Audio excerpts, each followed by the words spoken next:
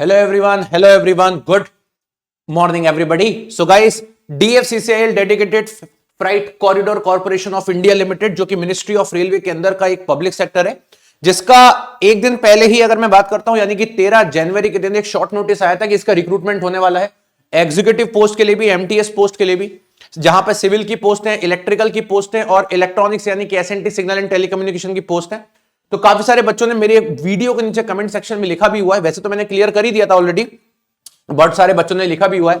जैसे कुछ बच्चों के डाउट्स हैं कि सर क्या अदर स्टेट वाले एलिजिबल हैं क्या ना, कुछ बच्चों ने लिखा है सर ये तो दिल्ली का कोई एग्जाम है। तो ऐसा नहीं है भाई, डीएफसीसीआईएल से ऐसा लग रहा है कोई दिल्ली का एग्जाम है। ये आप ही लोगों के कमेंट से जो मेरी वीडियो के नीचे है, मैं आपको लोगों को शो भी करता हूं यहाँ पे, ठीक है, ये आप ही लोगों के कमेंट से, किसी और के नहीं है ना। तो अगर आप लोग देखोगे तो आप ही लोगों के कमेंट्स पढ़ने के बाद, वैसे तो मैंने ऑलमोस्ट सारी बातें इस पर्टिकुलर वीडियो के अंदर क्लियर कर दी थी, लेकिन फिर भी कुछ चीजें ऐसी थी जो आपको शायद क्लियर नहीं था। ये देखेंगे 20 घंटे पहले ही मैंने ये वीडियो बनाई थी, जहां पर काफी सारे बच्चों के ये कमेंट्स हैं, सर मैं फलाना स्टेट से बिलोंग करता हूं तो क्या मेरी कास्ट वहां लग जाएगी। तो मैं आपको बता देता हूं, यह लिखा है मिनिस्ट्री ऑफ रेलवे, और रेल मंत्रालय जो है वो भारत सरकार का उपक्रम है, भारत सरकार की पूरी ऑर्गेनाइजेशन है। और जब आप भारत सरकार सेंट्रल गवर्नमेंट की बात करते हो तो वहां पे स्टेट का कोई लेना देना नहीं होता। आप जहां जैसे बिलोंग करते हो वैसे ही आप एप्लीकेबल होते हो सेंट्रल गवर्नमेंट के अंदर।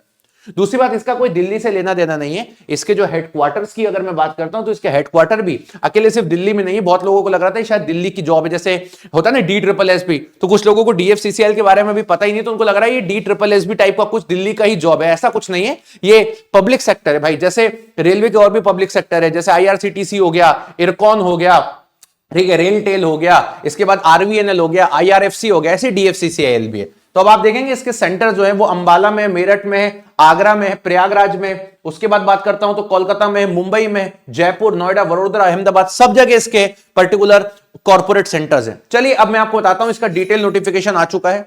तो जैसा कि आपको पता है कि इसकी जो एग्जाम की डेट है वो तो बाद में बताऊंगा, 18 जनवरी से 16 फरवरी तक फॉर्म फिलअप होंगे। उसके बाद 23 तारीख से 27 तारीख तक आप अपने करेक्शन कर सकते हो अगर कुछ गलत हो गया तो। इसके बाद जो CBT 1 होने वाला है आपका, वो अप्रैल 2025 में है। CBT 2 जो होने वाला है वो अगस्त 2025 में है। उसके बाद एक PET होता है, फिजिकल एफिशिएंसी टेस्ट, वो अक्टूबर नवंबर में है। तो आप as a engineers executive post के लिए आपका PET नहीं होता है, सिर्फ आपका यहां पर CBT 1 और CBT 2 होगा। उसके बाद DV और मेडिकल हो जाएगा। चलिए इसके आगे की कहानी समझते हैं। अच्छा, इसी नोटिफिकेशन में क्लिक हियर टू अप्लाई करेंगे तो आप डायरेक्टली अप्लाई की लिंक पे भी पहुंच जाएंगे। अब आती है इसके बाद जो बाकी बच्चों के कुछ और डाउट थे।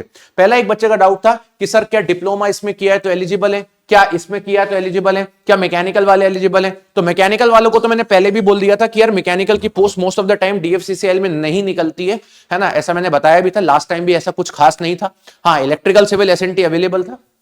तो जरा देख लेते हैं। उसके बाद भी एक बच्चे का एक डाउट और है, वो ये था कि सर आप तो ये बता दो, यहां तक तो सब ठीक है, आप तो बस मुझे ये बताओ बीटेक वाले एलिजिबल है कि नहीं। तो मैंने अपनी पुरानी वीडियो में ऑलरेडी बताया था कि बीटेक के कैंडिडेट यहाँ पे एलिजिबल होते हैं, और वो आपको यहाँ पे शो भी कर दूंगा मैं, ठीक है। चलिए अब आ जाते हैं यहाँ पे। सबसे पहले तो ये है पोस्ट सिविल की, सिविल एग्जीक्यूटिव।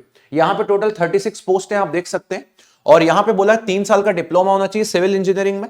इसके बाद सिविल इंजीनियरिंग में पब्लिक हेल्थ में भी है तो भी चलेगा, और आपके जो परसेंटेज होने चाहिए वो 60% से कम नहीं होने चाहिए। अब यहां लिखा है डिप्लोमा, तो क्या बीटेक वाले एलिजिबल है? 2 मिनट के लिए मेरी वीडियो को थोड़ा लास्ट तक देखेंगे तो आपको पता चल जाएगा। इसके बाद आती है मेडिकल स्टैंडर्ड। तो मेडिकल स्टैंडर्ड जो होता चाहिए, जैसा कि आपको पता ही कि रेलवे में मेडिकल स्टैंडर्ड आंखों को लेकर खूब चलता है, तो यार यहाँ पे A3 कैटेगरी के ही स्टूडेंट फॉर्म फिलअप कर सकते हैं। और A3 कैटेगरी, अगर अभी रिसेंटली आपने रेलवेज के फॉर्म भरे होंगे तो आपको पता होगा A3 कैटेगरी में कौन आते हैं, जिनके आंखों के नंबर किस लेवल पे होते हैं, जिनका विजन 6/6, 6/9 एक्चुअलिटी होना चाहिए, उससे ज्यादा नहीं होना चाहिए। तो यहाँ पे आप एलिजिबल नहीं हो। अगर आपका चश्मे का नंबर 3, 4, 5, 4 ऐसे हैं तो आप यहाँ पे एलिजिबल नहीं होते। ठीक, तो मेडिकल स्टैंडर्ड A3 होना चाहिए। इसके अलावा बात करते हैं एग्जीक्यूटिव इलेक्ट्रिकल की 64 पोस्ट है। यहां भी लिखा है 3 साल का डिप्लोमा। ये कंफ्यूजन होता है तो बता देता हूं, इलेक्ट्रिकल में चलेगा, इलेक्ट्रॉनिक्स में चलेगा, इलेक्ट्रिकल एंड इलेक्ट्रॉनिक्स में चलेगा, इंस्ट्रूमेंटेशन कंट्रोल में भी चलेगा, इलेक्ट्रॉनिक इंस्ट्रूमेंटेशन में भी चलेगा। बट यहां पे नहीं चलेगा अगर कोई डिप्लोमा, तो वो है आपका इलेक्ट्रॉनिक्स एंड कम्युनिकेशन में, ठीक है। चलिए अब लास्ट आता है SNT डिपार्टमेंट। SNT डिपार्टमेंट में अगर आपने इलेक्ट्रॉनिक्स कम्युनिकेशन में किया तो भी भर सकते हो, और सबसे इंपॉर्टेंट बात, अगर आपने इलेक्ट्रिकल इलेक्ट्रॉनिक्स में किया तो भी भर सकते हो। मतलब जिन बच्चों के पास इलेक्ट्रिकल एंड इलेक्ट्रॉनिक्स की डिग्री है या डिप्लोमा है, वो बच्चे यहां भी फॉर्म भर सकते हैं, यहां भी फॉर्म भर सकते हैं। दोनों के पेपर अलग अलग होंगे, ठीक है। जिनके पास सिर्फ इलेक्ट्रिकल है वो यहां भर सकते हैं, जिनके पास सिर्फ इलेक्ट्रॉनिक्स एंड कम्युनिकेशन है वो यहां भर सकते हैं, जिनके पास सिर्फ इलेक्ट्रॉनिक्स है वो यहां दोनों जगह भर सकते हैं। ठीक है, चलिए ये आपके सामने यहां पे। और इसके अलावा बात करता हूं तो कंप्यूटर साइंस वाले भी यहां पे फॉर्म भर सकते हैं, कोई दिक्कत नहीं है। इसके बाद ये एमटीएस है, तो एमटीएस के बारे में बता देता हूं। जो आईटीआई वाले बच्चे हैं उनके लिए एमटीएस का निकला हुआ है। आपने आईटीआई किसी भी ट्रेड में किया हो, मैट्रिकुलेशन के बाद अगर आपने 1 ईयर ड्यूरेशन कोर्स किया, completed act apprenticeship oblique ITI, इसका मतलब ये हो गया कि अगर आपने आईटीआई नहीं भी किया है तो भी कोई दिक्कत नहीं, अगर आपने अप्रेंटिसशिप भी किया है 1 ईयर का आफ्टर मैट्रिकुलेशन, तो भी आप एमटीएस का फॉर्म फिलअप कर सकते हैं। ठीक है, चलिए तो ये भी भैया आपके लिए। और एमटीएस में करीब करीब कितनी, मेरे हिसाब से एमटीएस में कितनी है, 464 वैकेंसी है, राइट। चलिए एमटीएस की थोड़ी सैलरी कम होगी, ये N1 लेवल 1 की पोस्ट है। इसके अलावा बात कर लेते हैं अब दूसरी। तो भैया अब आपको डर है कि सर कौन अप्लाई कर सकता है कौन नहीं कर सकता। चलिए अब आपको एक लास्ट पॉइंट पढ़ा देता हूं यहां पे। Candidate for the post of executive, ठीक, जहां पे डिप्लोमा को मांगा है इसेंशियल क्वालिफिकेशन, लेकिन कैंडिडेट जिनके पास हायर क्वालिफिकेशन है उसी डिसिप्लिन में, जैसे बीई बीटेक बीएससी इंजीनियरिंग भी, वो भी एलिजिबल है अप्लाई करने के लिए। मतलब अगर आपने डिप्लोमा नहीं किया, डायरेक्ट बीटेक किया है 12वीं कक्षा के बाद, तो भी आप एलिजिबल हैं। अगर आपने डिप्लोमा अकेला किया है तो भी एलिजिबल है, डिप्लोमा के साथ बीटेक किया है तो भी एलिजिबल है, और बीटेक के साथ एमटेक किया है तो भी एलिजिबल है। ऐसा कोई दिक्कत नहीं, जैसा रेलवेज में आरआरबी जेई में होता सेम वैसे ही सिचुएशन यहां पे भी है। अब एज लिमिट के बारे में बात करते हैं, तो एग्जीक्यूटिव की इन्होंने 30 साल रखी है, जूनियर मैनेजर ये फाइनेंस वाला इसको हटा देते हैं, एमटीएस वाले की 33 रखी है। ठीक है, बाकी आपको अदर कास्ट के लिए अलग अलग मिलता ही है, उसमें कोई दिक्कत नहीं है ना। इसके बाद की अगर हम बात कर लेते हैं, तो अब इसके लिए इंपॉर्टेंट पैरामीटर है हमारा, एग्जाम कब होगा वो मैंने बता दिया, एज बता दिया, नंबर ऑफ वैकेंसी बता दी। अच्छा हाँ, सीबीटी 1 क्लियर करने के बाद टोटल हमेशा याद रखना, सीबीटी 2 के लिए 20 गुना बच्चे क्वालिफाई किए जाते हैं। कितने? 20 गुना। तो अब एग्जाम के थोड़े से पैटर्न को समझ लेते हैं, वो आप लोगों के लिए बहुत इंपॉर्टेंट है ना। और तो ये देखेंगे, एग्जीक्यूटिव, सिविल, इलेक्ट्रिकल, एसएनटी और एमटीएस सब में सीबीटी 1 भी है, सीबीटी 2 भी है, बट एमटीएस में पीईटी भी है, बाकी डीबी मेडिकल सब में है। ठीक है, इसके बाद स्कीम ऑफ एग्जामिनेशन, सीबीटी 1 और सीबीटी 2 के बारे में। तो सीबीटी 1 और सीबीटी 2 के बारे में बात कर लेते हैं। पहले तो नेगेटिव मार्किंग 1/4 है।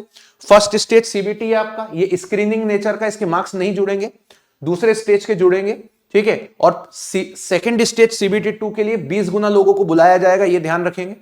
इसके अलावा बात कर लेते हैं, तो पहला स्टेज का जो सीबीटी होगा उसमें 100 क्वेश्चन आने वाले हैं। 100 क्वेश्चन मिलने वाले हैं आपको 90 मिनट के अंदर, यानी कि 1.5 घंटे में, जैसा आरआरबी जेई का हुआ था।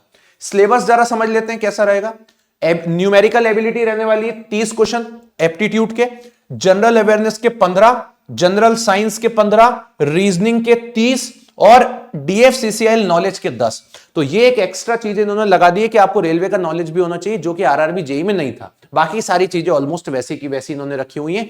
ठीक। अब इसके बाद आता है सेकंड स्टेज सीबीटी 2 में 120 क्वेश्चन होंगे, राइट, और 120 क्वेश्चन रहेंगे, उसके लिए 120 मिनट मिलेगा। और उसके बाद अब उसका सिलेबस कैसा रहेगा वो अभी देखते हैं। तो आपको ही पता है वहां पे टेक्निकल आना है, क्लियर। चलिए, तो इन्होंने उसका सिलेबस जो है वो एनेक्सर 4th में दिया हुआ है, उसको मैं अपनी किसी दूसरी वीडियो में कवर अप कर दूंगा कि क्या सिलेबस है उसका, राइट। चलिए, तो ये पूरी की पूरी बातें हैं यहां पर जो लिखी हुई हैं बढ़िया तरीके से, तो इन सब के बारे में ध्यान रखिए। और मैं बोलूंगा एक अच्छा जॉब है, ये भी आप मान के चलें कि रेलवेज का ही जॉब है, इसमें कोई डिफरेंस नहीं है, रेलवे का ही पब्लिक सेक्टर है, रेलवे के अंडर में ही आप रहने वाले।